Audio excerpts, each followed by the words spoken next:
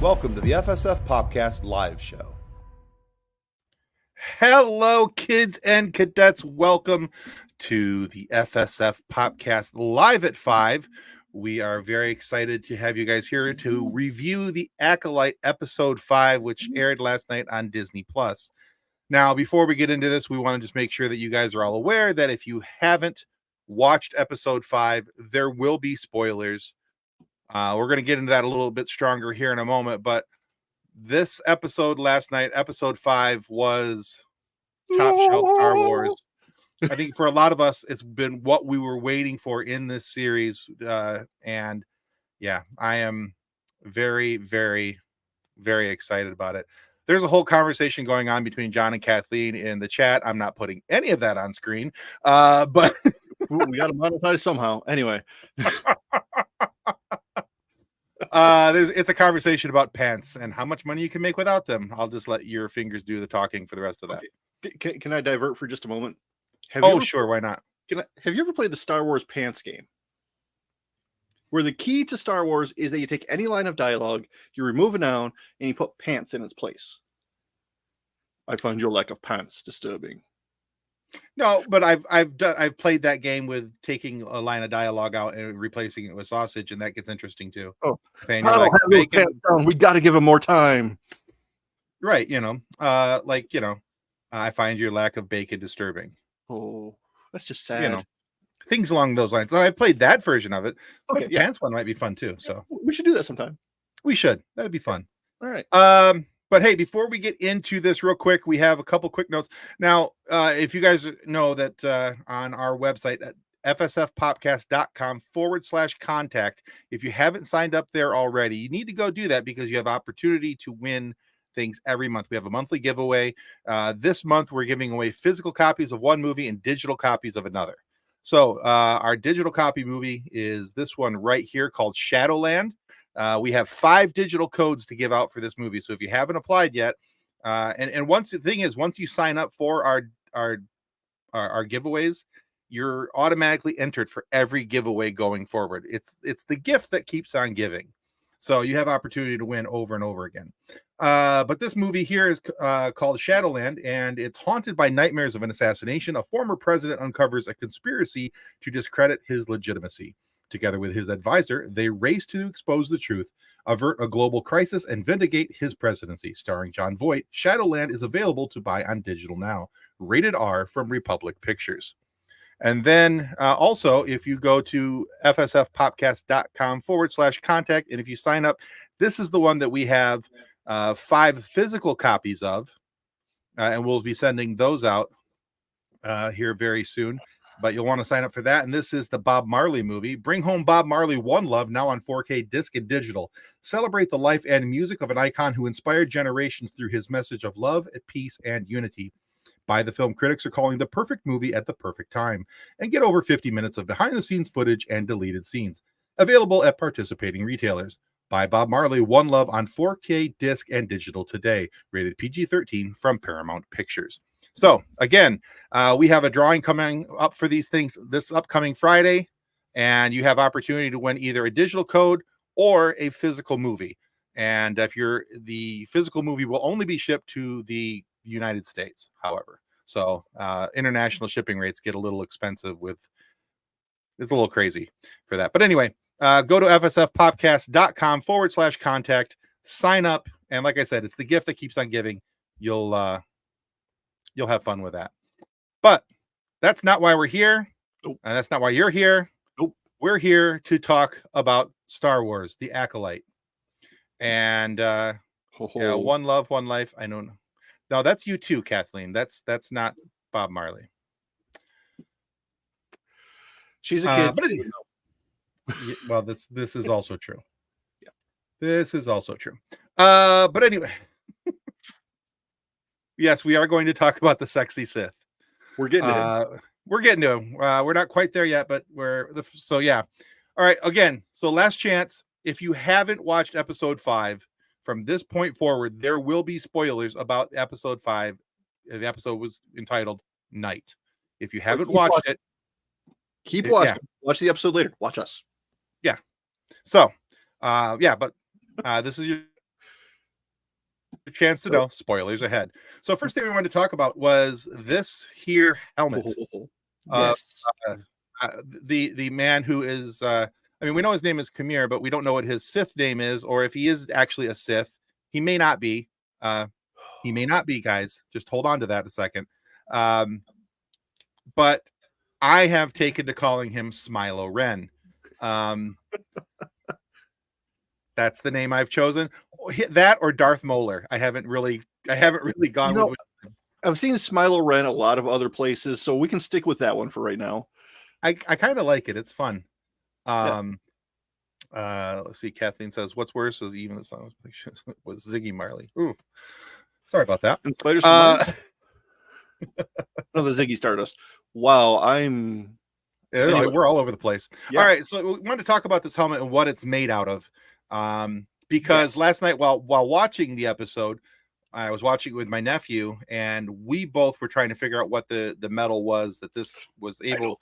What was? Yeah, we're hold on, we're getting there because we're watching lightsabers glance off of it. He has apparently the same thing on like a bracelet here on his arm, or on his left arm rather, and he was able to deflect sabers with that. And in my mind, the only metal that I knew of was Beskar. So I was like, man, is this like a cursed Beskar, or is this, something along those lines where, it's able to deflect the saber? And John said, no, that is not it. What is it, John? It's cortosis. It's this very rare metal. It's only found on 2 planets that I can't remember the name of in current lore, but it actually like absorbs energy and like momentarily shorts out lightsabers. So it's right because it's so rare, it's incredibly dangerous since most Jedi don't know it exists, which you could see their utter confusion of what the heck just happened to my lightsaber? Why is it just a heavy looking flashlight now? Yeah, it kind of reminded me like when your car stalls out on the highway and you're like, wait, what? Why no go?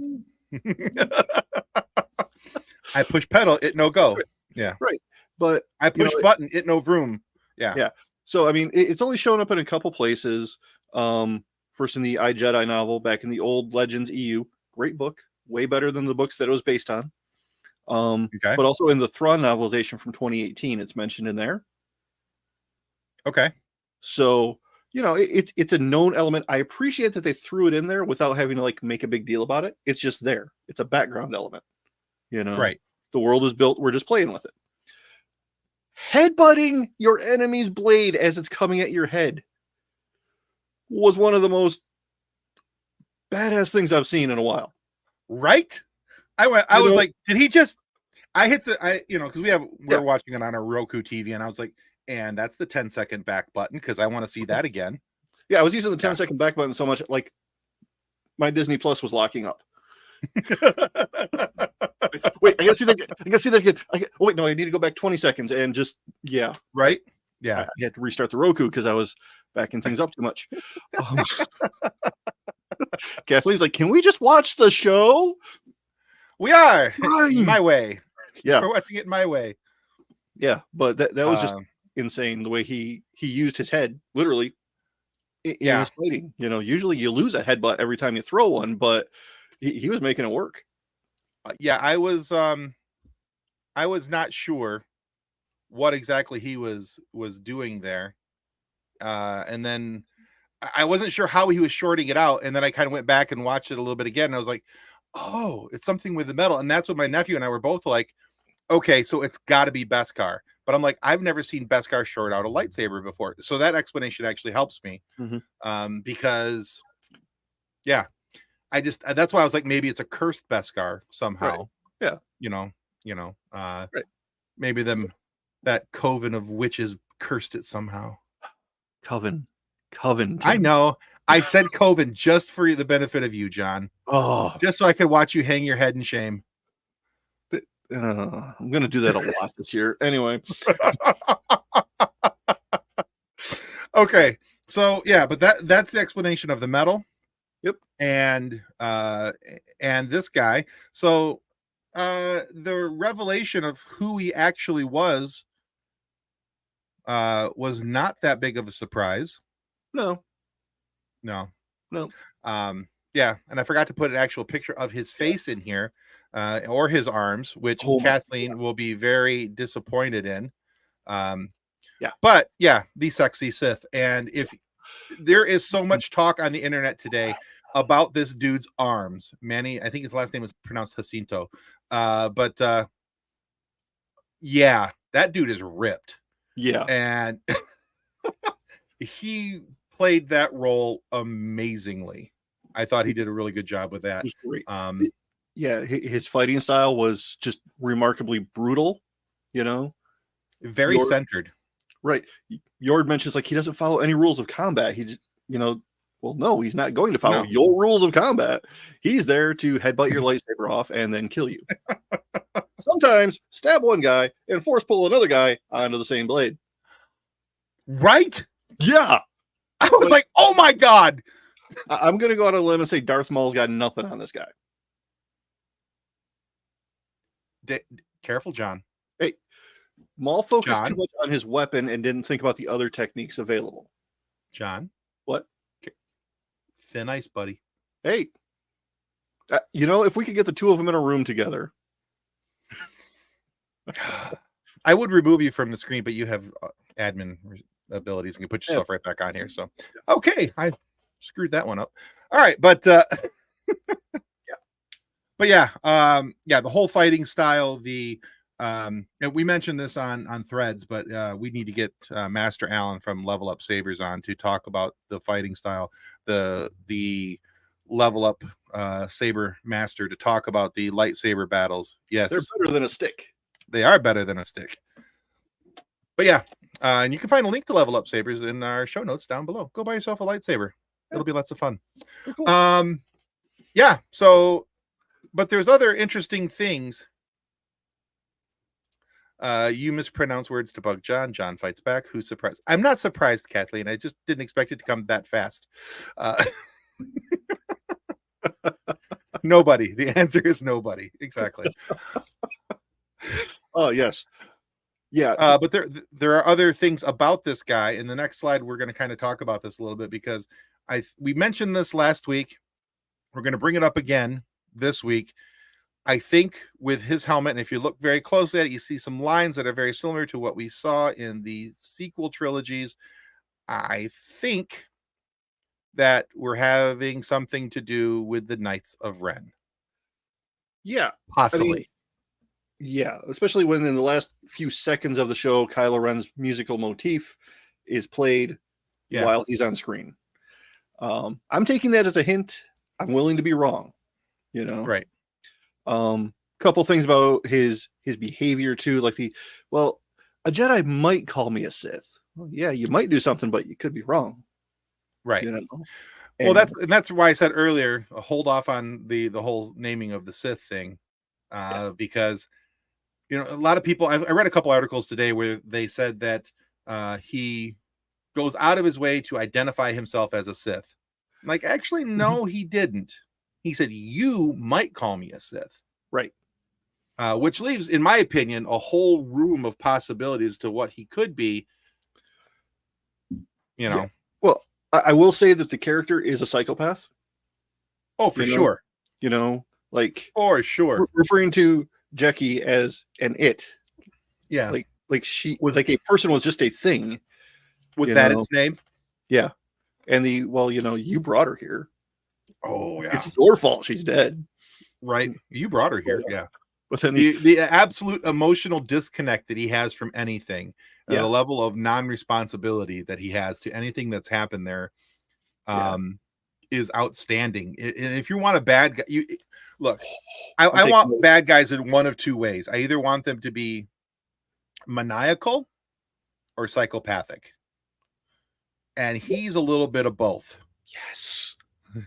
And I think delightfully so in both realms. He's been built, the character I think has been built pretty well up to this point.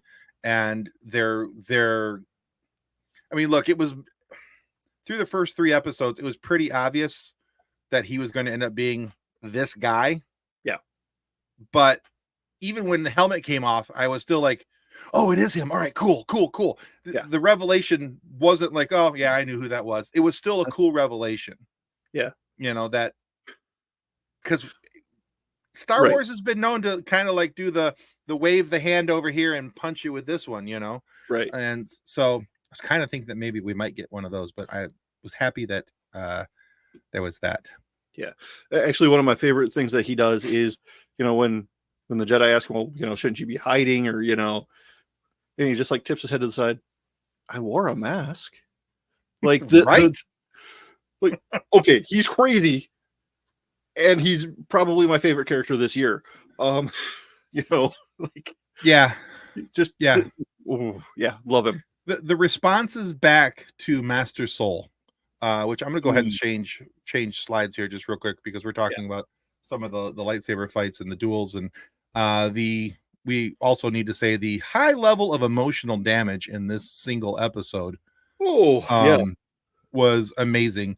And his responses to Master Soul were just kind of top notch. Like we said before, you brought her here and I wore a mask. Like, like, not like I've got my face on a billboard here, Right? Exactly.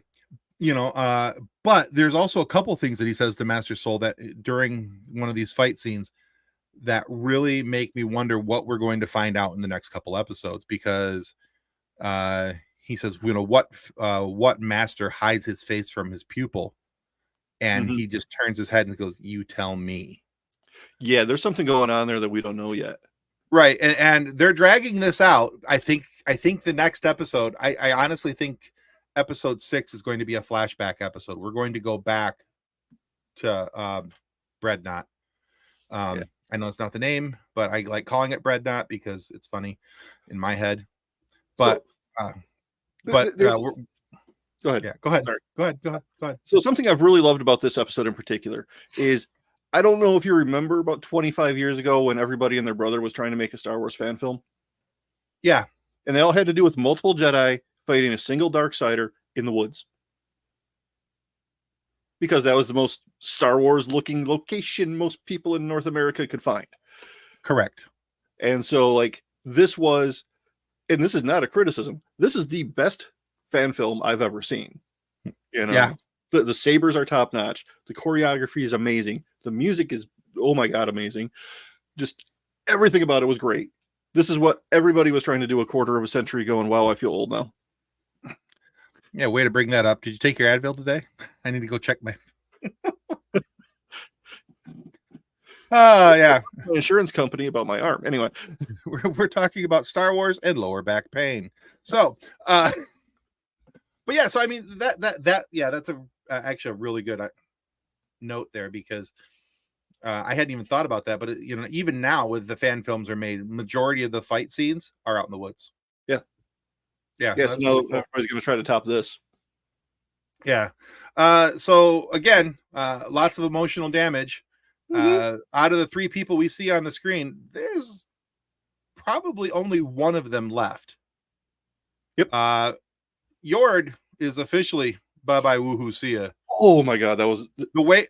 Yeah, I did not expect him to die, but that when he flew, because he flew in with the helmet, right? And he was going to just crush him with the helmet. I'm like, yeah, this is really cool. Yeah. And the way Kamir gets behind him and then like snaps his neck, I was like, oh, well, he's done. I'm pretty sure that's the most hardcore murder we've seen in Star Wars. I was like, Yord does not have enough plot armor, and the Yord Horde, as they call themselves, is not doing well today on social media. They are having a rough go, knowing that their man Yord is 86th. He's done. However, Master Soul is still alive, and the other one is Jecki, and who I like how they got around the everybody survives a single lightsaber stab now. they gave her 3. She got 3 all at once. I was like, oh, that can't be both good. lungs and the heart. Okay, we're good. Yeah. We're good. Yeah, that was just like all up and down one side. I was like, that's yeah. The bad thing about this is, if she does survive, we're going to be back to the same old controversy of what happens to a lightsaber. You know, why are people surviving lightsaber stabs all of a sudden? B, I'm sad because she's actually one of my favorite characters this season. I was really enjoying Jackie. Really enjoyed her in this episode, especially her fight against May. And I was hoping that, you know, at least her and Soul would make it through. That was my hope, that her and Soul would make it through. Yeah.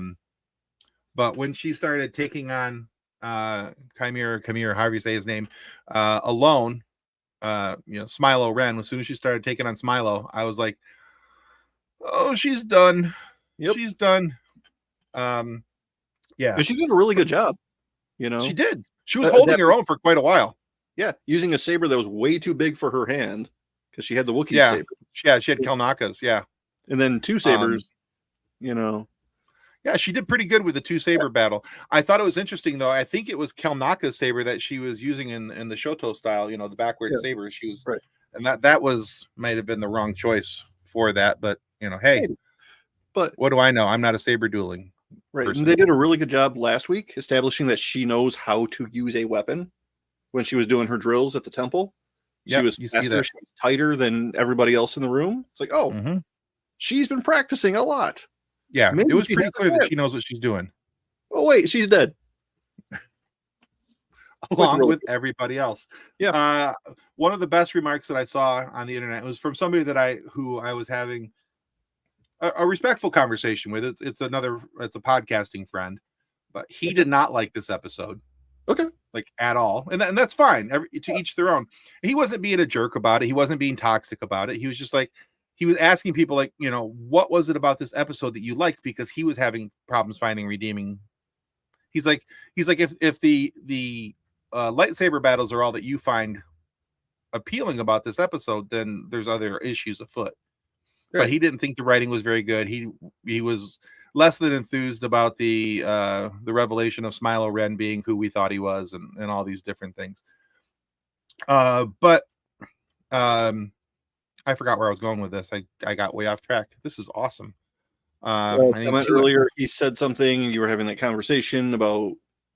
Those things were said. Okay. We're a couple old guys in the retirement home now. I might need 2 Advils tonight. To remember, alcohol don't mix. Anyway, well, this is true.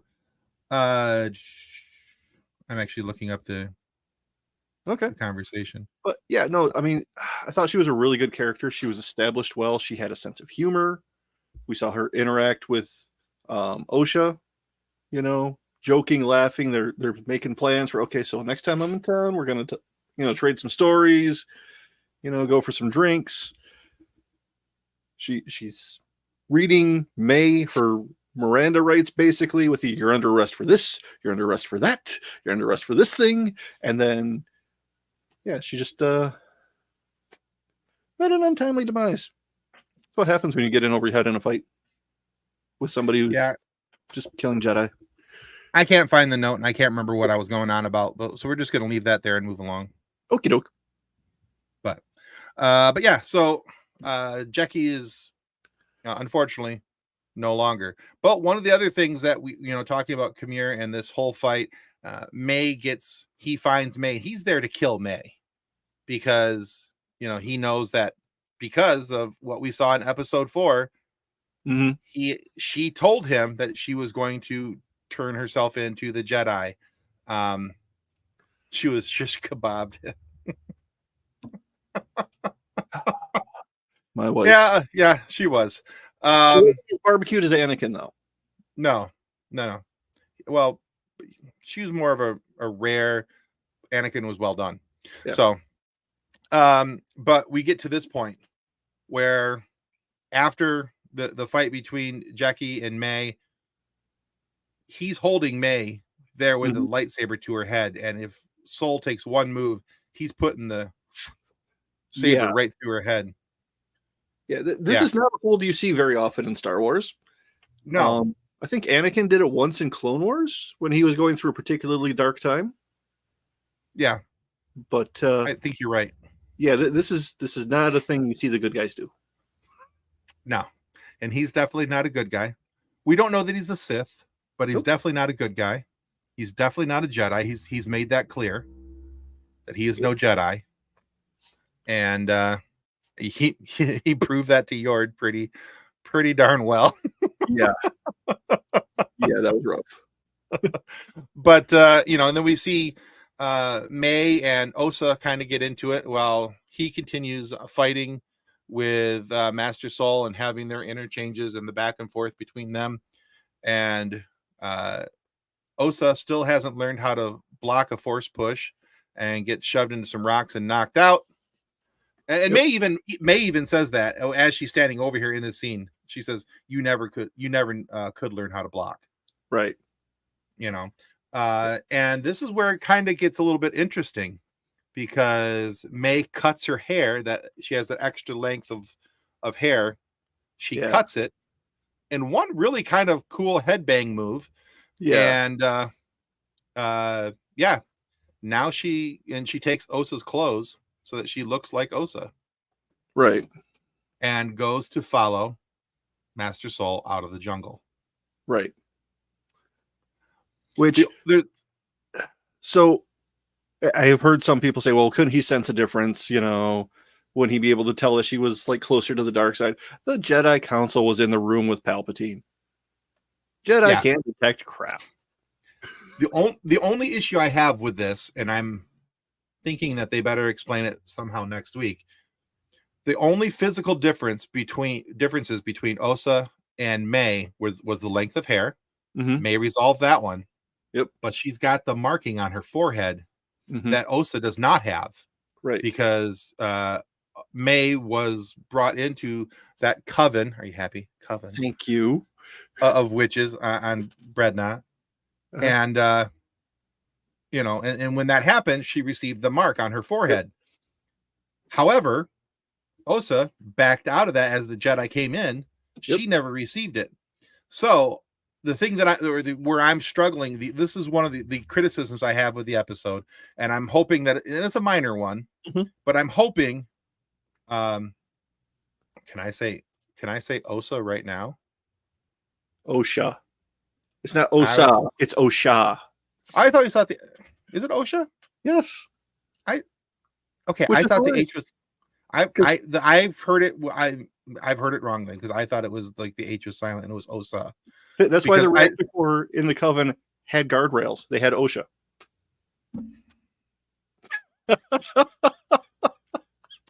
Again, I wish I hadn't given you admin responsibilities and I could just remove you from the page right you now. Love me. That's not the point. Anyway, but anyway, Osha does not have that. Yeah, exactly, Alan. Grown. And Osha has a tattoo on her arm, which I don't know that May has. I don't think she does. So I'm wondering. Like I said, this is really of the two things that I did not like about this episode. Mm-hmm. That was one of them, and because I was like, all you got to do is look at them and at their forehead, and you should be able to see the marking and go, oh, hey, you're May, not Osha, and so and you can't come on the ship. Hair. Right, that shouldn't go away. Right, that's the flingers. Right. Look, I was a bit of a pyro as a kid. I burn enough of my arm hair, nose hair, and eyebrows off to know what burnt hair smells like and how long that smell sticks around. Uh-huh. Trust me, I don't think if you cut your hair off with a lightsaber, it's going to be much different. You're going to have that wonderful smell of burnt hair for a while. Yep. So, yeah, I need a better explanation of this, what's happening here. Because this to me is one of those things where, and maybe it's just because it hasn't been explained yet. And how do we fix things, John? More Star Wars. More Star Wars. I need more Star Wars to fix this answer. And I'm pretty sure that's what's going to happen. But this was one of the things that bugged me last night. I was like, how do you not know that's May? Right. You just look at her forehead. It's May. You can, even as she's standing there talking to Soul, you can see the rings on her forehead. I'm like, it's May. Come on. Mm-hmm. And so that did bug me last night. Yep. And the other thing that bugged me, since we're already talking about things that bug me, I'm just gonna steer right into it. Do it. Was the runtime. Loved the episode. The pacing was great. The storytelling was great. They left 12 minutes on the table. And Yeah. that bugs me. Okay. That 12 minutes could have been used to answer some of the questions. That 12 minutes could have been used for further exposition. You know, the problem I have with this is that if we're only going to get 8 episodes, I either want them to be a consistent 28 minutes a piece so that I know what I'm walking into. A half-hour episode, cool. All right, I can live with that, and I'm good with that. Yep. But I also don't think it's. I hate it when it's like, oh, we got a 54-minute episode. Oh, and we got a 30-minute episode. We got a 48-minute episode. Oh, we got a 27-minute episode. Yeah. Just I would like to see better consistency in the episode lengths. This is the same argument or issue I had with Ahsoka, I've had with Mandalorian, I've had with Book of Boba Fett, Obi-Wan Kenobi series. There needs to be a consistency of episode length. That and I think part of that problem is that we're not on network television. There isn't commercial breaks that they have to plan for. They don't have to plan for an hour-long episode for it to be 42 minutes, for a half-hour episode for it to be 21 minutes. All these different things. They're able to do what they want because it's on a streaming service. I get that, but it still bugs me. But that's enough of my complaint. That's all that I got, because the rest of the episode was freaking amazing. Right. So anyway. Yeah, those would be my complaints too. It's like, I just want more Star Wars. Can we get another 10 minutes of Star Wars? Right, and that's what I feel. As good as that episode was last night, and as excited as I was, and I loved the ending, and I was like, oh my God, this is great. I was also like, man, I got robbed of 10 minutes of Star Wars. So anyway, but as we got to that ending, now we see this, we talked about this, they played Freaky Friday switcheroo here between the two. The only person or creature or thing that seems to be aware of what's really going on is this little guy here, Basil, the scout. He can sniff it, he can smell it, and he is walking cautiously after them. He can smell the burnt hair. That's what it is. Everybody else's allergies were acting up. Their noses are plugged. Basil's like, she don't smell right. Kathleen, you're correct. It is Parent Trap, not Freaky Friday. Freaky Friday would be the parent and the child. Yeah. But this is Parent Trap where the twins switch. Yeah. So yeah, they parent. Yeah. But the problem is, the only one that understood Basil was Yord. Yeah, because he didn't study Shiruk. He studied Tynan. Yeah, whatever the language was of this little fellow. And so, I mean, he could communicate with Basil. Now what do you do? I mean, unless you get a protocol droid next episode. Well, and I'm pretty sure the only thing that could have otherwise translated what was about to be said was Pip, and Pip was attached as a light to the back of Khmer so they could get away. Yeah. So, Pip missing some pieces. Pip got popped. Basil picked up part of Pip. Well, that was he did. So maybe he can put Pip back together, Humpty Dumpty the situation, and possible. It all depends on if May brought the rest of Pip with her when she took Osha's clothing. Maybe. We'll have to find out next week. Same time, same channel. Look, the answer is again, more Star Wars. More Star Wars. It's amazing how often that actually comes back around where the answer is more Star Wars. Because every week we're like, man, there's these open-ended questions. I wonder what they're going to say next. Well, I guess we'll find out next week with more Star Wars. Yeah. So, how is this a bad plan? It's not a bad plan. It's a great plan. I get more Star Wars. But, so the great thing is we're ending this episode with the fact that I think that, and you pointed this out in our notes back and forth between us in the messenger, is that the audience knows that the things that are going to happen that the characters don't yet. We know that there's something coming. Right. And that's the thing is, we've seen this stuff. The Jedi Council don't have cameras following these characters around, transmitting back to, the old folks' home. Right. They need somebody to send them the information. So if Soul doesn't send them a transmission, they're not going to know. Right. There's only one other person other than Soul who's left alive, other than Osha and Soul right now, who know what's happening. Mm-hmm. And that's Master Vanestra. Right. And she is not going to report it to the High Council. She's the only, I mean, and this actually answers and the Kiara Mundi issues from a couple weeks back. Yeah. Why he was there, actually last week's episode of why he Mhm. was there, and oh, that breaks canon. It didn't break canon. And it kills the lore. It didn't kill the lore.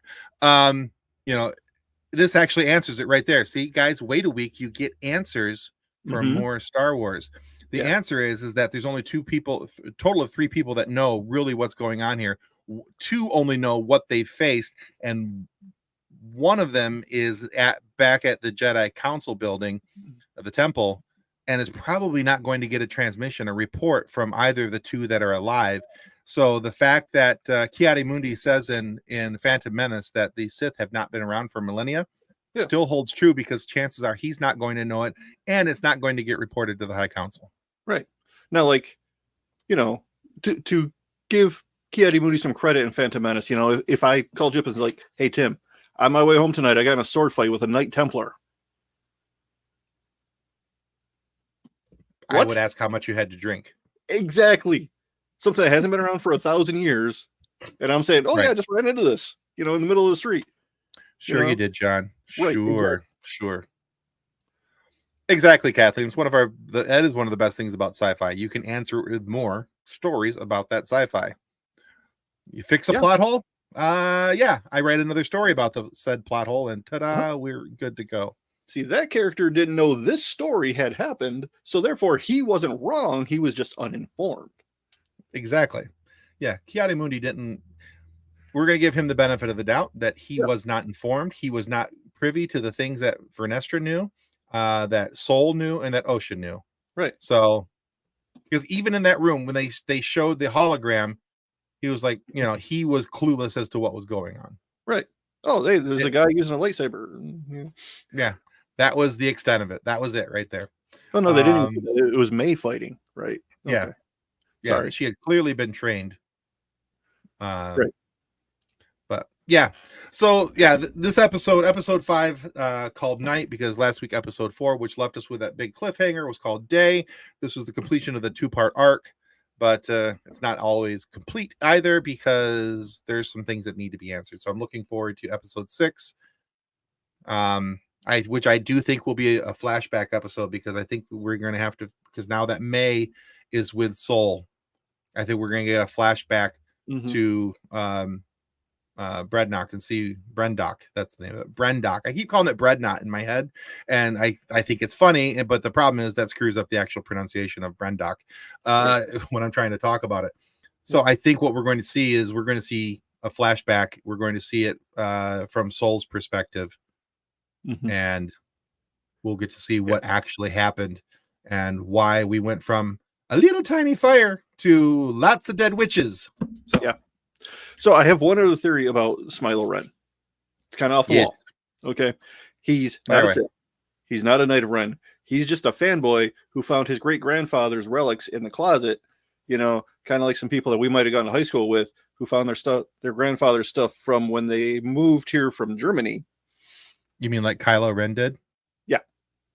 Okay. And he's just like, oh, this is cool. I'm going to pretend to be these guys, and I'm going to, That's the point, Kathleen. That was the hope. See, I'm hungry now. Garlic bread. I was hungry when I walked in here. I'm hungry now. Yeah, so he could just be like cosplaying the part, figured out how to do some stuff, from like great granddad's holocron, and just, and I am curious. Food in chat is cruel. Yeah, but maybe the real Sith shows up and say, "You're kind of giving me a bad name, so I'm going to show you what we can really do." Snap. Well, yeah, because he admits that there is a master, and all he wants, he wants a pupil, he wants an acolyte. So here's what I am curious about, though, and one of the other things I'm looking forward to in the flashback episode. Soul says to him, "There's something familiar about you," and then he replies back to him, "You don't remember?" So for a coven of women, of all female coven, where did he come from, and why does he know what's going on there, and why is he saying to Master Soul, "You don't remember"? There's something there, and we got to figure out why. Or is he Soul's son? Because Jedi can participate in adult activities as long as they don't get attached.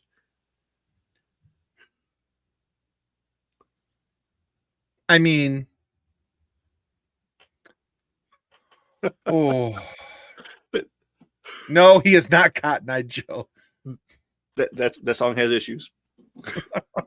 We're not getting into those issues tonight. But anyway, yeah. So I think that's probably the best place to leave this. Is we have a lot of questions, and how do we get those questions answered? We get them answered with more Star Wars. And so next week, actually, I think over the next couple of weeks, we're going to get a nice resolution to the first part of this story, which will hopefully lead us to a second season of the Acolyte. Because, and I know there's a mixed bag out there right now, guys, with depending on what social media you're going to. It's either people think it's a dumpster fire, and if you like this show, that you're clearly I've been called a beta male simp. I've been told that I'm a Disney shill, all these different things. I want to be hey, if I'm a Disney shill, I want some of that Mickey Mouse money. So we're not getting any of that, by the way. Right. But and then there's those who really enjoying the Acolyte. So there's a lot of hate out there right now. Ignore the haters. Go find your people. Go find your nerds. And it's okay to be critical of the show. It's not okay to be toxic. That's right. Critical means you're being a fan. Toxic means you're just being a jerk. And don't be a jerk. Let people like what they like. Let people dislike what they dislike. It is what it is. Because at the end of the day, it's not their fandom, it's your fandom. So have fun with the show, and I hope we get more of it. Yep. So, and on that little note, I guess we could say goodbye. I guess I don't have anything else to talk about. I have other things to talk about, but we can save those for next week. Maybe we could do a special sometime. Random ramblings with him. Well, that might be too random, but We've done weirder. And on that note, goodbye. Copyright 2024 FSF Podcast. Reference to any specific product or entity mentioned on this podcast does not constitute an endorsement or recommendation by FSF Podcast. The views expressed by guests are their own, and their appearance on the program does not imply an endorsement of them or any entity they represent. If you have any questions about this disclaimer, please contact us via email at info@fsfpodcast.com.